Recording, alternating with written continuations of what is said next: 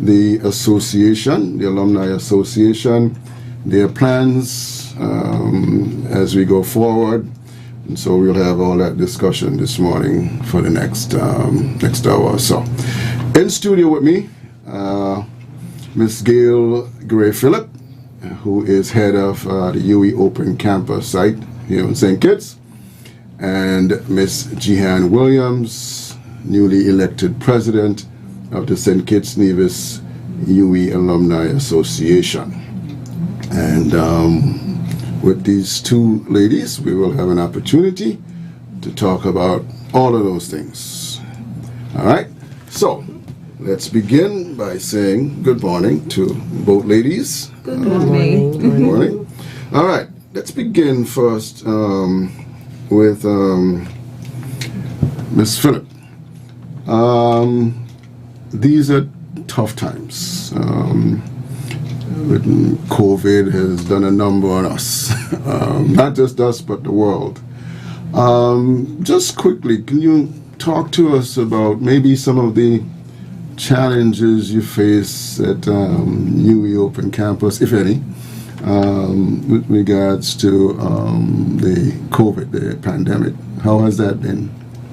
All right, so morning again, and morning to all our listeners.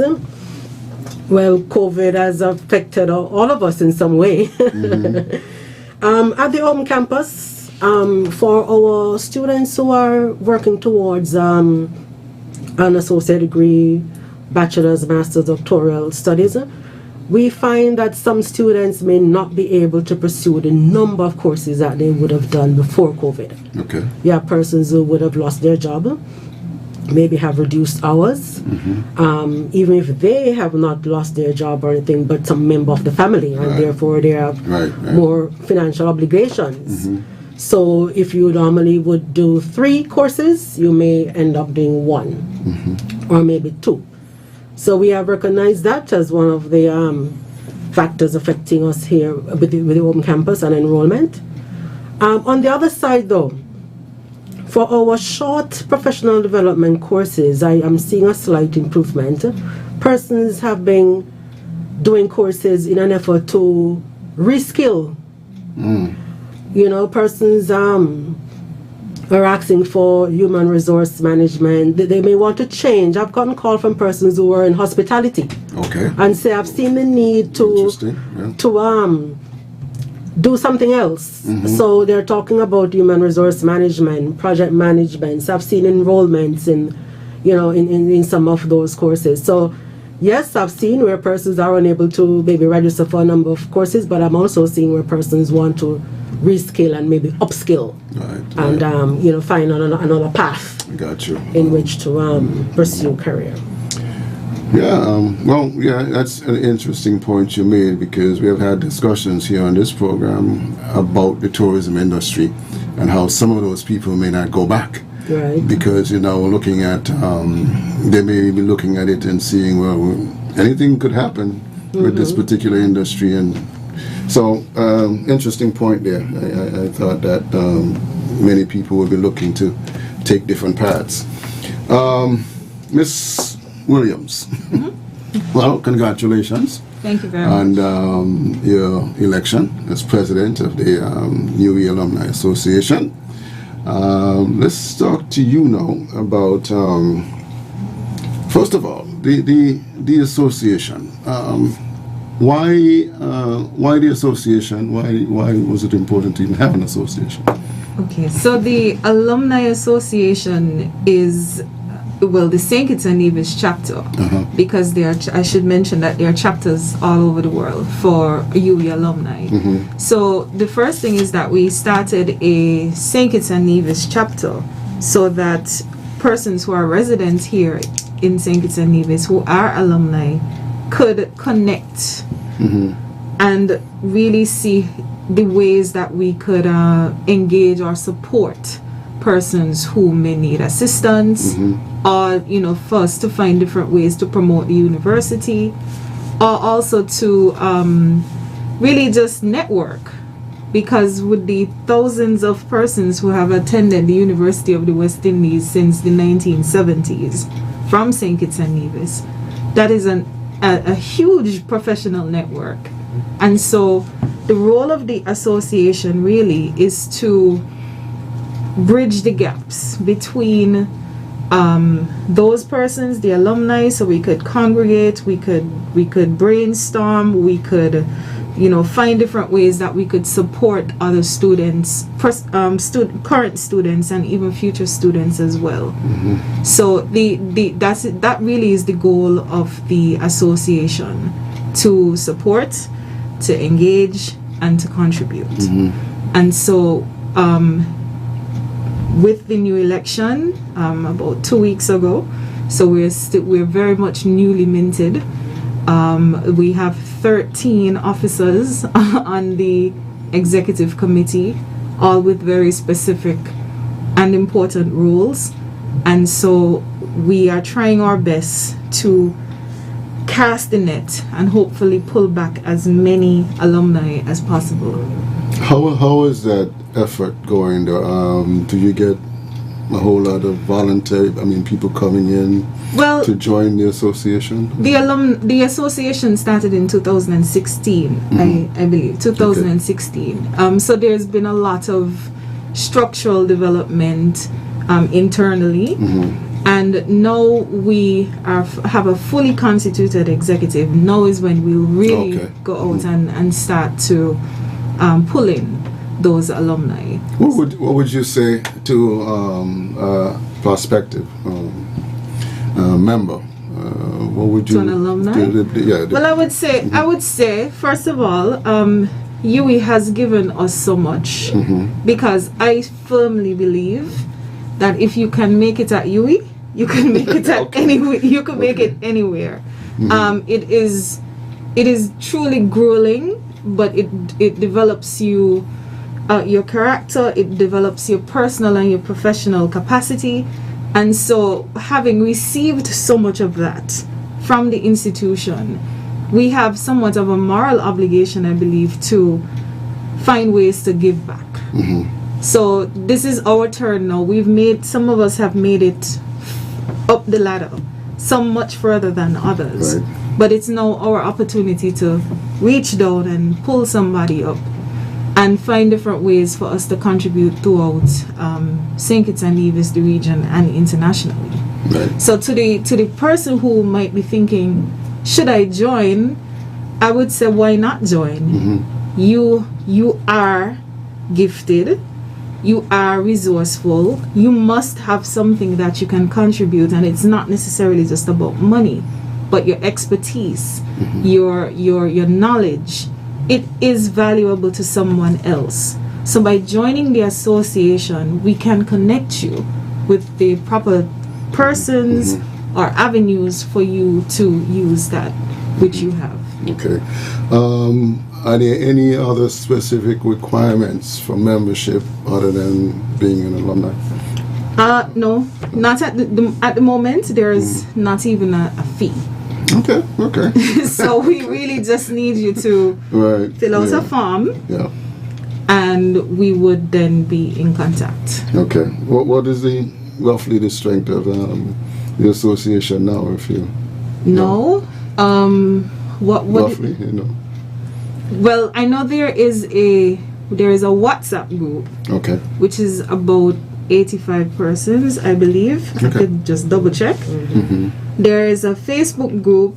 I'm not quite sure the number as well. It's about 100 there. Yeah. So, which is relatively small. Yeah. Well, based on the numbers. Yeah. Right. Just to say that the association started. I'm not sure what the date is, but before 2016. So we had past presidents like Dr. Lawrence. We had persons like Mr. D'Souza, Ruth Slack. Those persons were part of the association, active members many years ago.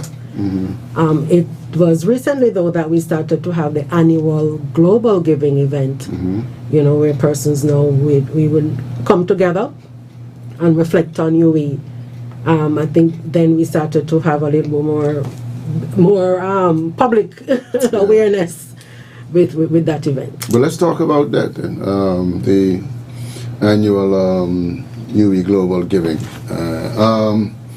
We're expecting Mr. Craig Tuckett to join us by phone. So let me know when we have Mr. Tuckett on the line, and we could bring him into the conversation. So let's go to, you brought up the annual UE Global Giving and annual National Pelican Awards. Right. Let's talk about. Tell us more about that. Yeah. So this year we'll be having the 5th annual Global Giving and the 4th annual Pelican Award ceremony, and this is always held on August 1st, Emancipation Day, under the theme Emancipate, Educate, Donate. And it's held under the patronage of His Excellency, Sir Tapley Seaton. Before COVID, we will all gather at Government House, and we will have a ceremony, and we will have reflections on our time at UE, and we will socialize and and donate to the university. Since COVID, last year we had a small event at the State Room, a Government House with 30 persons, and we watched online via ZIZ and UE TV. This year is a similar approach again. COVID is still here. So it's a small group, again at the State Room, 6 o'clock on Sunday, August 1st. And persons will again join via ZIZ, UE TV, Facebook, ZIZ Online, and other social media platforms. So it's an opportunity for persons to donate to the university. Persons can donate online at www.uwi.edu/giving, and you can indicate when you donate whether you want your funds to go towards the hall that you resided on when you were at UE, the faculty that you were in. It could be a foundation. You could also donate to a site. There are several. There's a list of things where you can select where you'd want your funds to go towards. Okay. I must say, last year, this year, it's going to be for the months of August and September. At first, when we started, it was just August 1st. Persons donate on that day. Then we extended it to a week, then a month, the month of August. Now we're doing August and September. Last year after the event, coming on to the end of August, we had a past student who called to say, I'm willing to pay the tuition for an home campus student who has been affected by COVID, who may have lost their job, and because of COVID is unable to continue their studies. I'd like to pay their fee so they can continue. And so the full fee was paid. Tuition and any other administrative fees was paid for the student to be able to continue their studies. So we do have persons out there who have been donated and asked to do so anonymously. Right. Speaking of donations, again, this is the COVID times. Are you finding it more challenging today, or is it keeping up pace with normal? It is more challenging. As I said, where persons would have lost their jobs and have all the other obligations.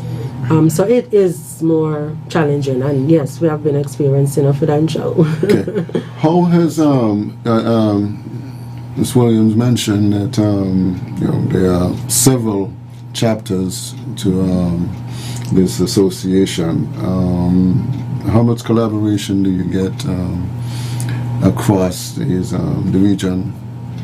But I think that's a question that Craig is perfectly positioned to answer. And I should also mention at this juncture that Mr. Craig Tuckett is actually the international representative for the UE Alumni Association. Okay, hopefully I get him on the line. He said to me that he's waiting on the phone. Oh, he I'm is? quite sure. He is here. He's online. Okay, let me let me welcome him. Craig, you there? Yes, good morning. Hey, how are you, Tony? good morning. I'm doing great, my friend. How are you doing? More, more I'm to the point. I'm keeping safe, making sure that I didn't crowd the studio because I didn't want to be the thorn amongst those beautiful roses. Oh boy, what a guy! Listen, we were just getting into an area which they said it's more your area. First of all, let's talk about this new position that you have now picked up. Tell me about that position and what is it about? Well, first off, let me thank you very much, Tony, for allowing us to be on your program, Candid, and thanks to the management team of ZIZ. It's a great honor to be on one of the top radio programs in the nation, that is, maybe in the Caribbean. So, yeah, that will get you a lot. Thank you. Go ahead. So basically, what we have is within the university structure, based on its charter, is a representation of all alumni at the highest level decision-making processes and structures within the university, such as council, where you have all of the ministers of education meeting along with the various principals and the four vice chancellors and the vice chancellor and the chancellor and other important subsections of the various administrative arms of the university meeting quarterly to discuss matters in advancing the university and, of course, the financial issuers. And so we have two levels, of which one is the UE Council representative, UE Council alumni representative, of which I served from 2017 to 2019. And then you have the UE Global Alumni Representative, which I have now been elected from amongst my peers of presidents of the various close to 25 chapters globally, and they basically elected me. I am the first. Is this a new position? Okay, yes, go ahead. I'm the first national of St. Kitts and Nevis to be elected to this position, so it's a great honor to be representing not only the university and all alumni globally, but St. Kitts and Nevis. Okay. And so basically, as you were asking, in terms of the amount of chapters we have globally, we have 25 chapters globally, reaching as far as Africa, reaching as far as Asia, North America, Canada, South America, the Caribbean. What are some of the things that you guys collaborate on? Do you have any input on curriculum, say? Oh, yes. Like I said, so we meet, the presidents will meet with their respective executive board. As mentioned, Gian is now our president. I'm the immediate past president on that executive board for the administrative year 2021-2022. And from those meetings, the presidents will get the directives or the advice or the ideas from the alum general body, and then we discuss it at the presidential level. From there, I, now being the representative of all of UE alumni globally, will now take it to the highest level of the decision-making processes at council or senate, and implement the 40 chapters, making sure that our voices are heard and our ideas are implemented. We collaborate on issues such as natural disasters. Just the other day, when Vincent and the Grenadines had the volcanic eruption, all alumni came on board, and we sent donations not only in terms of finance but also in kind, water, food, clothes. Also, did we collaborate in making sure that we raise funds for, as was mentioned by Gail earlier, any present students who are having some challenges, especially in these COVID times, to assist them with grants or scholarships so that they can complete their higher learning of studies in their particular area. Craig, well, I still have you. One of the things that people have raised, and it has been raised on this program over several shows, is on the actual curriculum and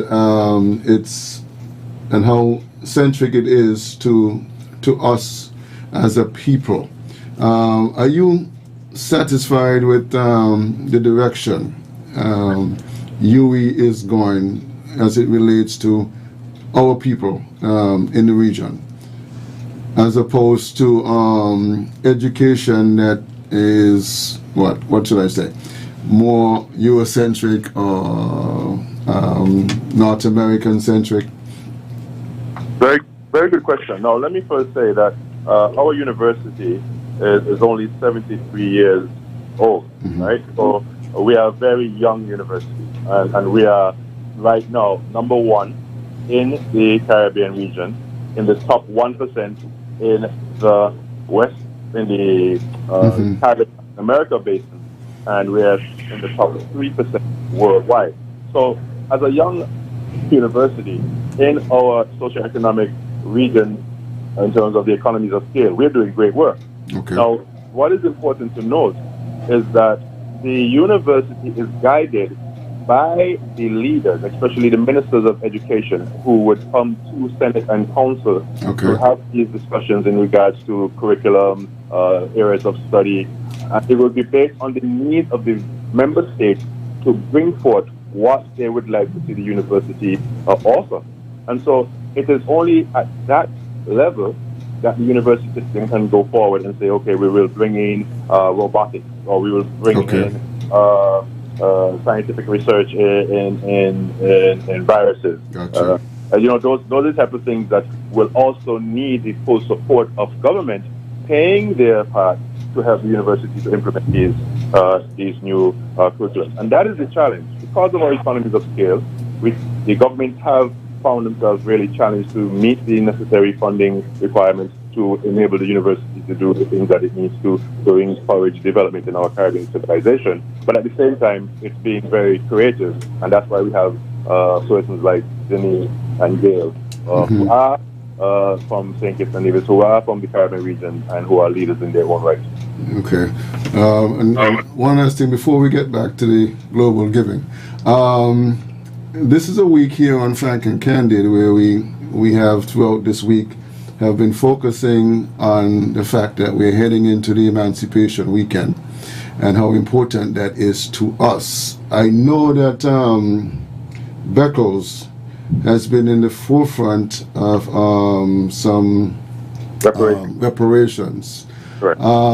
Speak to me on that from the university's perspective.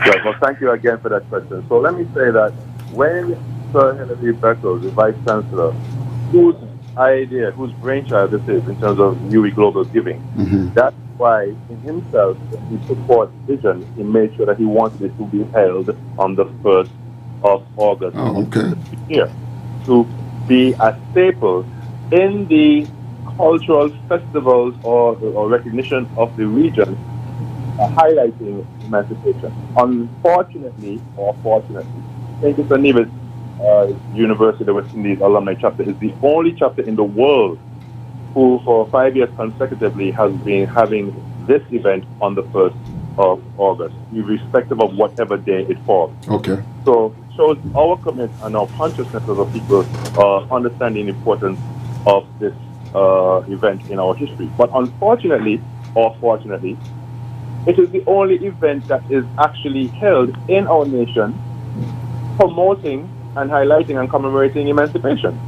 I mean, yes, in Nevis you have Culturama, which it is said is a festival to promote and to basically highlight that fact. But the whole theme of emancipation has gotten lost.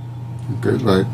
And so you find now that the University of the West Indies, through this global giving event, which is held every year on the 1st of August, is trying its best now to bring a raising of the consciousness of the people within the Caribbean to understand the importance of their history and how it will take them forward. So the university is leading the way in terms of our Caribbean civilization to try to raise the consciousness. And as Marcus Garvey said, a people who do not have knowledge of their history, like a tree without roots. Okay. All right. In this new position, so we can expect a lot from you going forward in terms yes. I can share with you the two-pronged vision that's under the office of the UE Global Alumni Representative that we will be implementing for the next 3 2 years. So my term is a 2-year term. Okay. And if I am lucky enough to be elected, I'll have another term. You're only limited to 2 terms consecutively, so 4 years.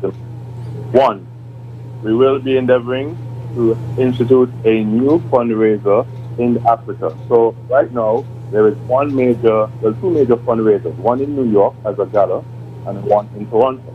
Okay. And when I spoke with the director for that fundraising initiative, I told her and pitched her the idea of having such an event in Africa, and we decided to have it in Ghana. Okay. So for the 75th anniversary, which is in 2023, we will be going to Ghana and having a fundraiser so that we can raise more funds and awareness in the mother continent about the University of West Indies to help our people.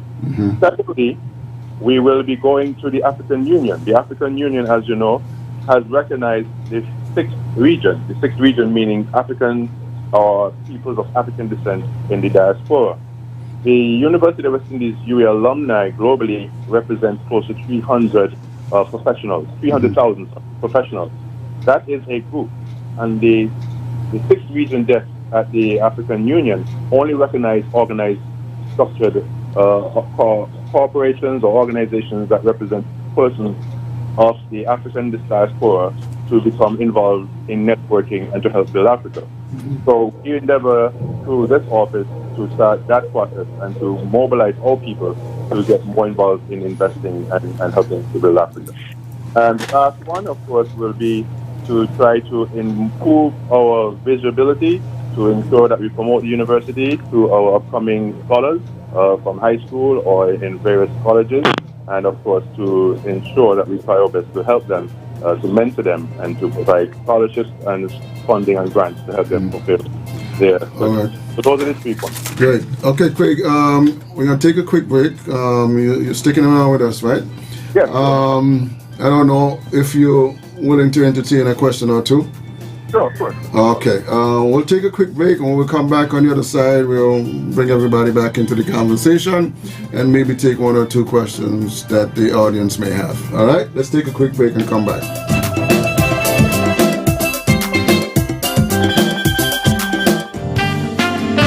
At ZIZ, we want to take a moment to salute our small business owners and encourage you to support them.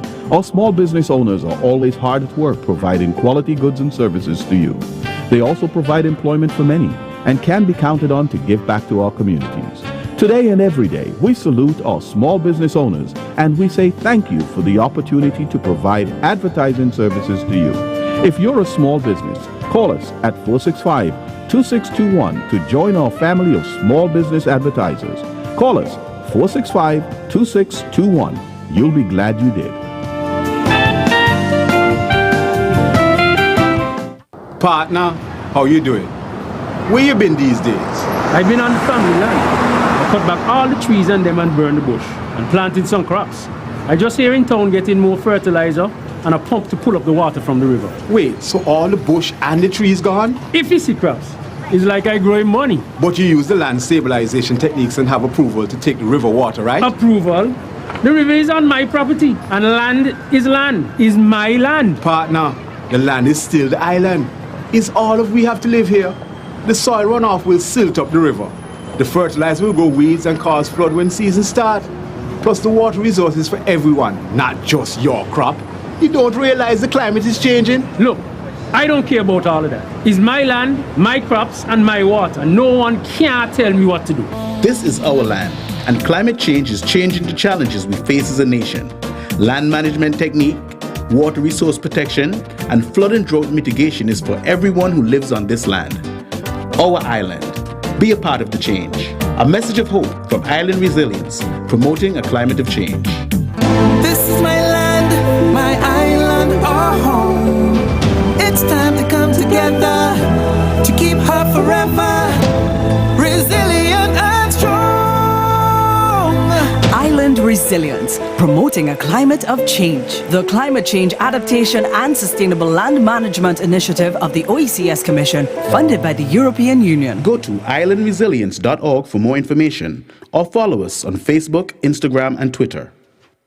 refresh, and win $10,000 cash with Coca-Cola. Yes, you could be the lucky winner of $10,000 cash when you enjoy a 591 ml Coca-Cola Original Taste or 591 ml Sprite. Look under the special yellow cap to find your unique code and text to 767-0619 or enter via the web portal lnq.in/Coca-Cola KN to win weekly cash prizes, grocery vouchers, meal vouchers, mobile credits, free Coca-Cola, or the grand prize of $10,000 cash. Refresh and enter as often as you like. Coca-Cola, open for better. Terms and conditions apply. See press and in stores for details. Please follow all COVID-19 protocols when redeeming prizes.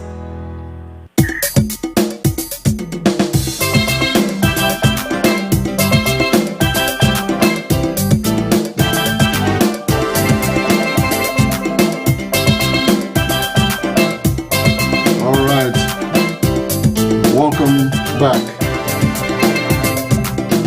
to Frank and Candid this Thursday morning.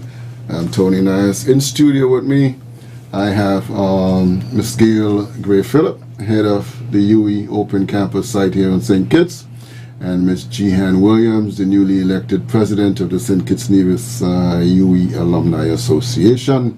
And also online, I do have Mr. Craig Tuckett, who is UE Global Alumni Representative.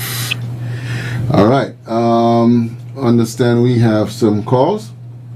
Let's take maybe 2 or 3 of these and see if there are any questions for my guests here, and then we'll get back to our conversation. Let's go to the phones. Good morning. Welcome. Good morning. Good morning. May I speak? Sure. Go ahead. You're live. Oh, thank you very much. I wanted to imagine a scenario. One of these single moms with let's say 2 children one morning driving to the daycare center or the clinic or somewhere. A utility company is walking on the road. They block the road already. They put no one to guide the traffic. And then she gets into the accident and one of her children gets damaged. Hello? Hello? Yeah, is that? We got two people on the call here. Caller, go ahead, finish up. We're trying to stick with our conversation here this morning. Well, honestly, I don't mean to interrupt your conversation, but I have to speak about this matter. I keep on calling the radio about these utility companies walking on the road, blocking the road, and then they're not putting anybody to divert the traffic. The whole of yesterday between Challengers and let's say by Miss Concy in Franklin's there, they're walking on the road, block the road, there's no one to guide the traffic. So they're the very same thing. Okay. I mean, these companies have to be more responsible partners in society. I agree. All right. Thank you. The caller, I've mentioned that many times. Let's Craig said he got cut off. okay. Let's go back. We got another caller? Caller, go ahead. Sorry, I got cut off when they were letting in the other callers. Okay. We're trying to take a few of the calls here. We have a caller? I don't know if I can be held or should I come off and call? No, you can hold on. We got a caller? Okay, we lost that caller. Let's try this one. Good morning. Okay. All right, we don't have that caller. Okay. Let's go back to Ms. Phillip here, who wanted to talk to us more about the Pelican Awards. Yes. Okay, go ahead. Yes. So, as indicated earlier, on August 1st, we'll be having our 5th Global Giving and 4th Pelican Award ceremony. The Pelican Award is to recognize a past student of the university who has contributed to our federation and region, or at times internationally. The first awardee was the Right Honorable Sir Kennedy Simmons. The second awardee was Dr. Keith Archibald, known for his work in agriculture. And last year we recognized Mrs. Lorna Callender for her work in gender affairs, education, journalism, etc. So this year we have our fourth awardee. I won't indicate who that person is. We'll leave that. Usually it's a surprise. The person don't know. They will come to the event and they're surprised when their name is called. All right, so we'll be recognizing. Hoping to show up, right? So we're recognizing our fourth awardee on Sunday. Okay. All right, and Ms. Williams, you as the new president, what is the outlook for the association?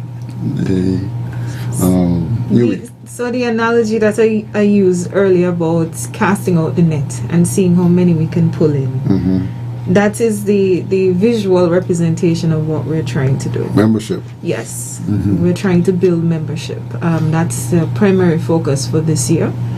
And so we, as an executive committee, have to find as many ways as possible to attract the fish. So that is what we will be doing, because we've highlighted a number of times already for our interview how challenging it is for some persons, and how we have persons who could perhaps offer significant contributions or assistance, and it doesn't have to be anything big. You could offer to help somebody pay for a flight to go to an on-site program. You can help somebody who is currently in an open campus situation. There are lots of different ways. We even received a request from one of the student associations from UWI recently about assistance with quarantine, the cost of quarantine when they return home. So there are very specific needs that can be filled, and hopefully if we are able to increase membership enough, then we can help as many people as possible through the association. Go ahead. I just want to say also, it's not just giving off money is your treasure. It's also giving of your time. You can mentor a student. You can volunteer to host a workshop, where persons will come and learn new concepts, whatever. So there are different ways in which you can contribute. One of the ways, sorry Gail, one of the ways that I think we will also get some engagement, because we have to bear in mind that one of the responsibilities as well is to promote the university.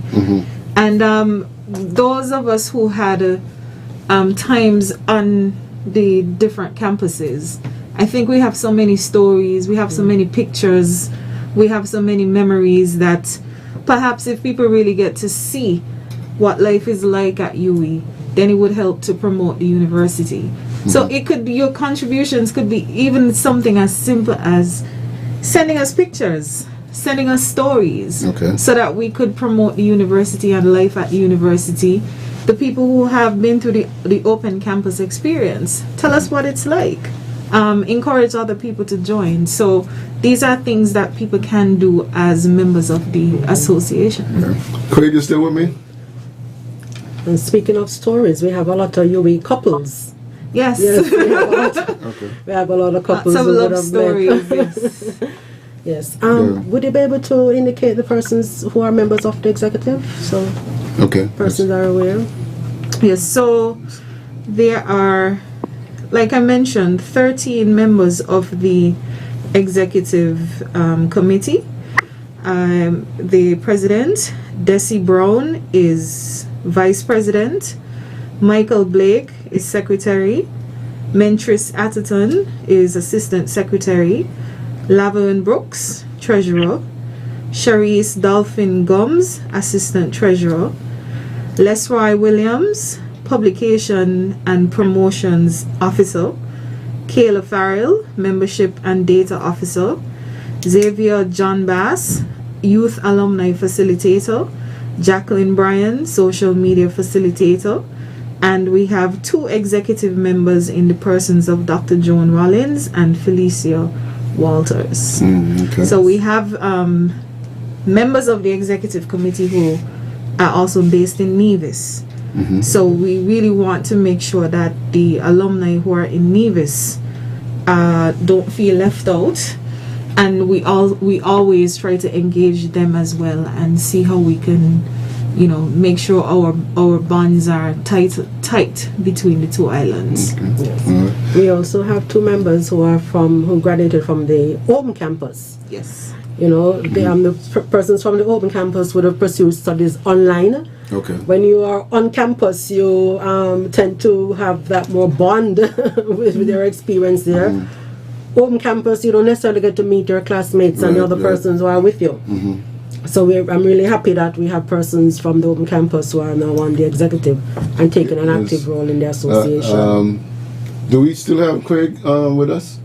Yes, I'm here with you guys. Oh, okay, great. I was just wondering, do you see a full campus on St. Kitts? Well, first off, let me say that the question is, do we need such? Okay.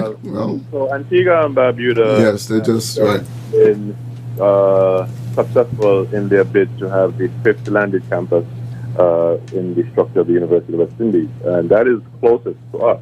Okay. So if it is that we desire as a national to go and want to experience the campus life, then we can go as close as Antigua.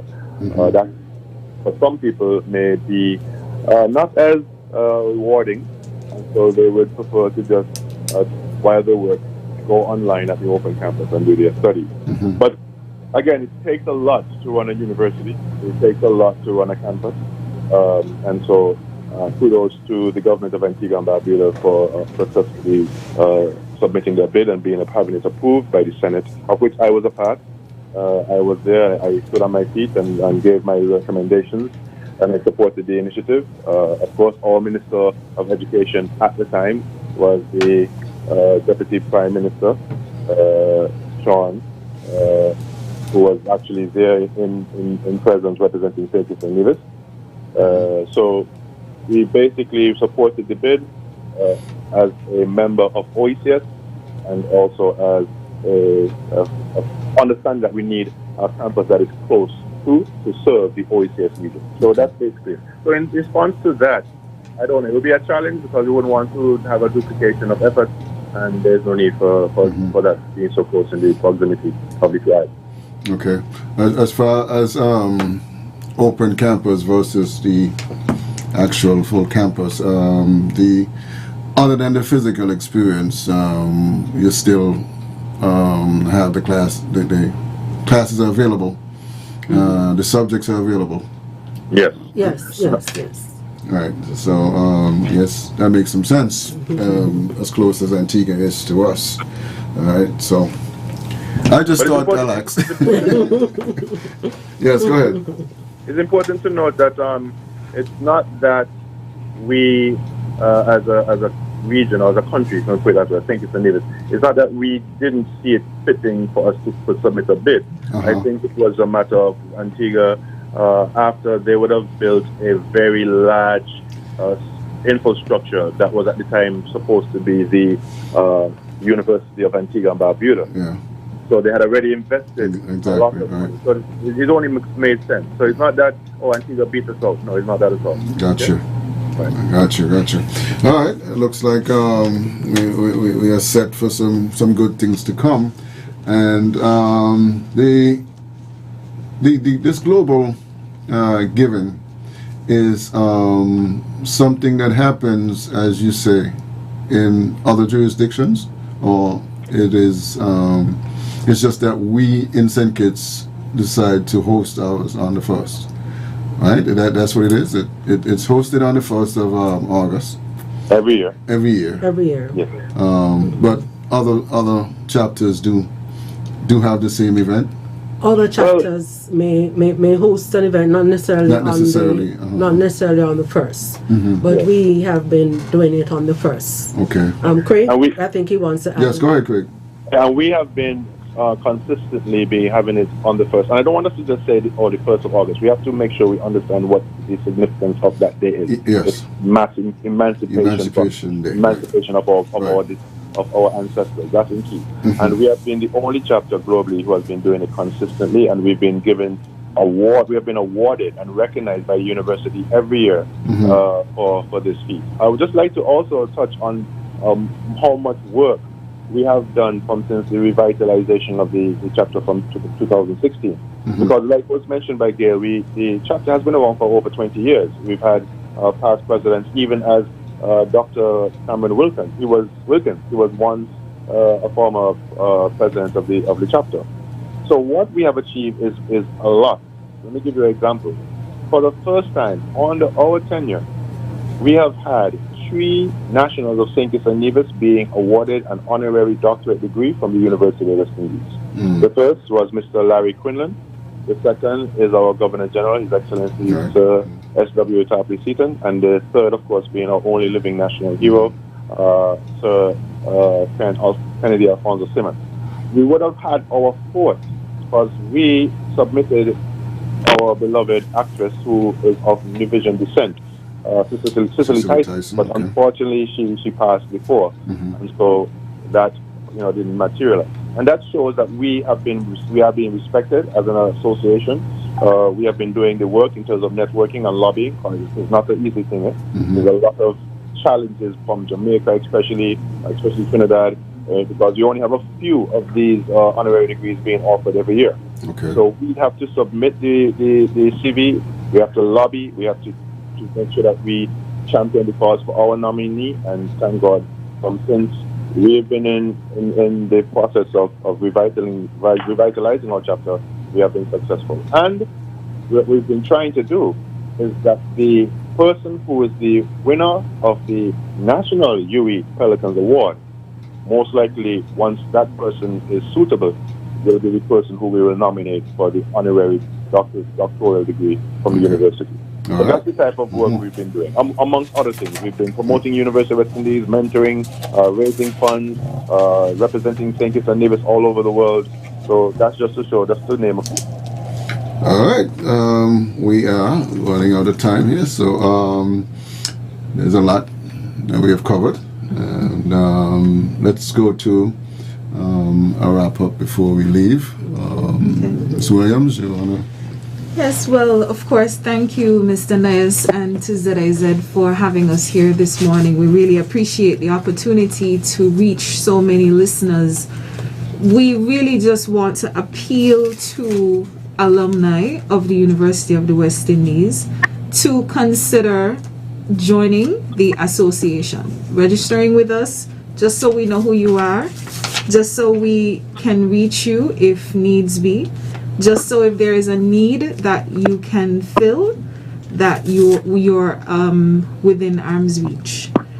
We want to. I also want to extend thanks to Craig, as the immediate past president, who has done quite a bit of work with the association and has put us, this new executive, on steady ground to continue the major work that has been done through the Alumni Association here. How to reach you if someone wants to reach for registration or for membership? Yes, so as of today, what's available is you can visit the UE campus in the gardens here in St. Kitts or in Marion Heights in Nevis to register.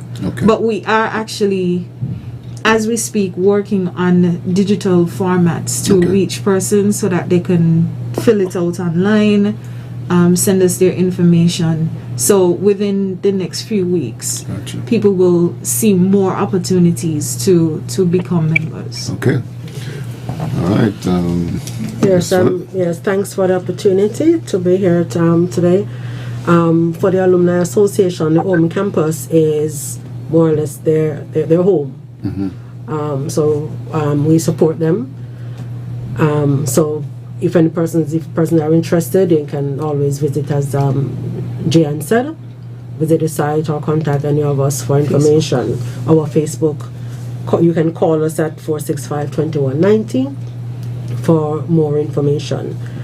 I encourage persons to watch the Global Giving and Pelican Award ceremony on ZIZ or on the various platforms, and to donate towards the university via online www.uwi.edu/giving, and you can indicate to what you will want your funds go towards. You can also call us at 465-2190 or email us at saint.kits@open.uwi.edu, and we can always arrange to meet or for collection of your donation. And if you're willing to donate time, be a mentor, etc., for the university, we're willing to talk about it.